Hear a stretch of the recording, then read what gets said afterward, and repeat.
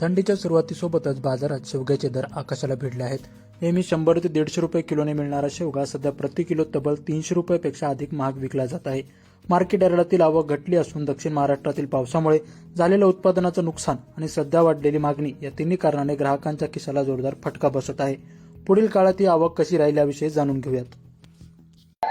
जयंत कोरके.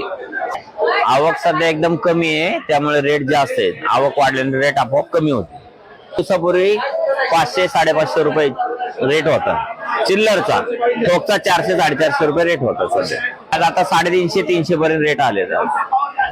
8 दिवस हा रेट राहील, यानंतर रेट कमी होतील एकदम. सध्या आवक गुजरातची चालू आहे. गुजरात आणि अंडीपट्टीची थोडी चालू आहे आवक. लोकल थोडीशीच एकदम चालू आहे.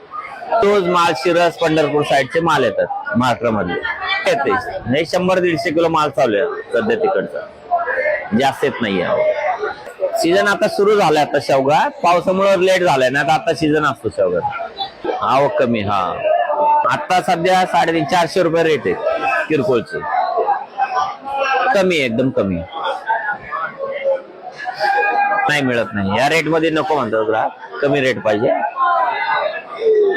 मिळायला पाहिजे ना. आवक घटली त्यामुळं कमी हे होते ना, सेल कमी होते सध्या. ते पाऊस शेवटपर्यंत लागून राहिले ना, फुलं गळून गेले. नंतर जो येणार होता शेवगा, ते फुलं गळून गेले, त्यामुळे शेवगा यायचं कमी झालं प्रमाण.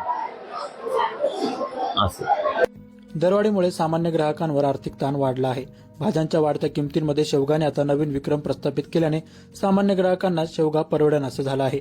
आगामी काळात उत्पादन पुन्हा सुरळीत झाल्यास दरात काही प्रमाणात उतार दिसू शकेल, अशी अपेक्षा व्यापाऱ्यांनी व्यक्त केली आहे.